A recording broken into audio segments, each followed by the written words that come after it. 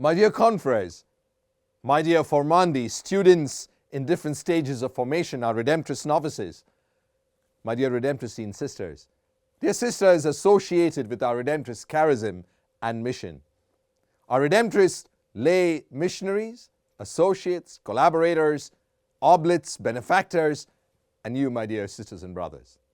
You're very welcome to the third day in our Triduum in preparation for the feast of St. Clement Maria Hofbauer.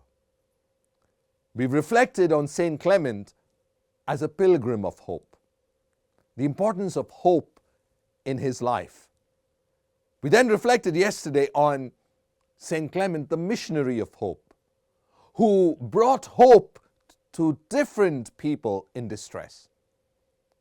Today, we reflect on the sources of hope in the life of St. Clement.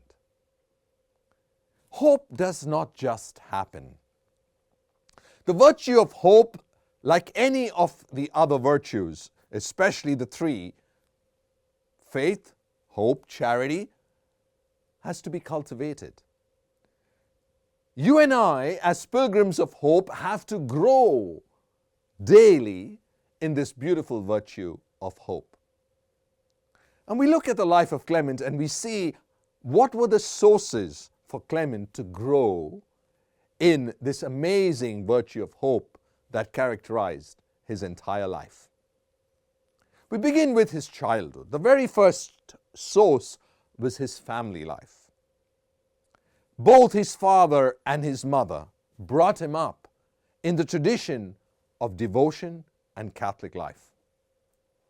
That event, that moment, marked the life of Clement at the age of 6, losing his father, and his mother taking him to the crucifix, pointing him to the crucified Lord and saying, "From now on, he is your father. Trust in him." That, for Clement, would be with him always, especially in times of challenge, difficulty, trouble, problems. He turned to the crucified Lord, and in the crucified Lord, he'd find strength to continue to hope. Again, nurtured and growing up in a family with strong Catholic sentiments, he learned the important Catholic devotions in his home. The devotion to the Sacred Heart, the devotion to the Blessed Mother, the devotion to saints, the love for prayer, the love for reciting the Rosary as a family together. All of this marked the life of Clement that nurtured the hope in this young man. He was also exposed, as he grew up in the Austrian Empire, to the love of music. He was not a musician himself. He didn't have the ability or the finance to train to be a musician, but he loved music. He would listen to the great composers of the time: Beethoven, Mozart, Handel, Bach. Clement knew all their compositions. They made an impact on his life. He realized the power of music that lifts up the spirits. He would use this later in his ministry, first in Warsaw and then in Vienna. So his family life was the cradle, the bedrock for the cultivation and growth in his virtue of hope. Secondly, his time as a young man seeking to be a hermit. Clement made various efforts to be a hermit, spent months in Marian shrines like Maria Zell, seeking to grow deeper into the life of a hermit, studying catechesis, learning the virtues, especially practicing simplicity of life, mortification, penance, learning to live simply, learning the value of silence and reflection and calmness that would enable one, in the face of difficulties, not to lose one's serenity. Apart from being a hermit, Clement made pilgrimages. These pilgrimages of his, walking down to Rome without any money, but seeking assistance from people, having the humility to beg for the means to survive on the pilgrimage, taught Clement the important virtue of hope. That hope never disappoints if you are driven and focused on your goal. The Lord blesses your hope. Then Clement's time of study.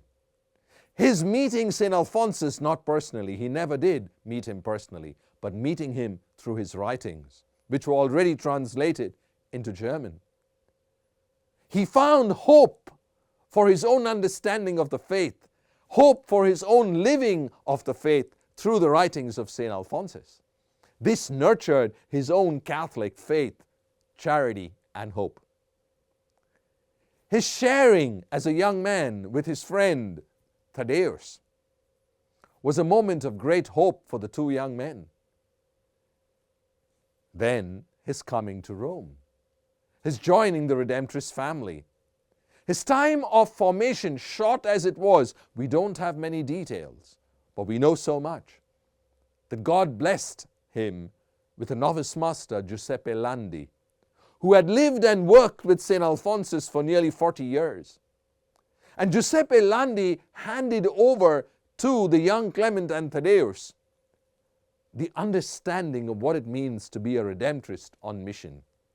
The understanding of this missionary institute founded by St. Alphonsus to proclaim good news to the most abandoned and the poor, where one uses all one's talents and abilities to bring hope to people. His formation was a time of hope, training in the virtue of hope. Then, the most important aspect that fueled Clement's hope was his love for the congregation. Nothing was more important for Clement than his love for the congregation. Clement learned the core of the charism during his time of novitiate. But whatever he learned, he imbibed in his heart and began to live in his missionary life. The value of being hope-filled, the value of sharing hope, the value of the charism of the congregation that brings the good news to the abandoned. So much so at the end of his life, Clement could boldly say, when he was arrested, "You can expel me from my fatherland, but I will never abandon the congregation." After the love of his crucified Lord, there was no greater love in the life of Clement than the mission of the congregation. What helped this was his life of prayer. His life of prayer fueled his hope that he never gave up. Clement was able to pray. He learned to pray as a young hermit. He learned to pray during his time of pilgrimage. Clement would seemingly come across as an active missionary, but one rooted in prayer. Prayer, as St. Alphonsus says, enables one to open one's heart to the God of love. And this is what Clement experienced very personally. The love of the Lord for him and his response to the Lord. His most favorite prayer was the Rosary. Clement could pray the Rosary anytime and every time. Every time he went to visit the sick, he was praying the Rosary. Every time he went to visit or dialogue with somebody difficult or challenging or in trouble, he prayed the Rosary. As he would say, he would never ever fail on any mission if he had prayed the Rosary. Which brings us to another dimension that fueled his hope, his devotion to our Blessed Mother. As I already said to you, his name was Johannes, John, but he changed it at the shrine of our Blessed Mother at Quintiliolo in Tivoli near Rome. He changed his name to Clement Maria Hofbauer. He loved to be called Clement Mary because of his devotion and consecration to our Blessed Mother. Like St. Alphonsus, the Blessed Mother's role in Clement's life was significant. Pope Francis speaks of Mary as the star of hope. She truly was the star of hope in the life of Clement, in all his ventures, in all his missionary endeavors. Marian devotion marked and characterized his life and fueled his hope. The final aspect, very intrinsic to the life of a Redemptress from St. Alphonsus, seen in the life of Gerard or Neumann, we see in Clement. Trust in divine providence. This is what enabled him to be hopeful, that everything belongs to God, our mission belongs to God, and God sees us through. Hope does not disappoint. St. Alphonsus speaks of uniting oneself to the will of God. And when one unites oneself to the will of God, one trusts, and God never fails. I'd like to share with you that famous story from the life of Clement. He was in Warsaw. He would collect day in and day out funds to run the orphanage, the Infant Jesus Refuge Center for orphan children. There was a time when there was nothing. All funds had run dry. There was no food for the next day. Clement tried his best, but nothing. Finally, he went into the church, went to the tabernacle, knelt before the tabernacle, knocked on the tabernacle door, and said, "My God, I have done my best. Now it's left to you to do the rest. My God, I have done my best. Now it is left to you to do the rest." That is trust. That is confidence. That is someone who lives by hope does not disappoint. And hope did not disappoint, as we know. Not long after that, there was a knock on the door.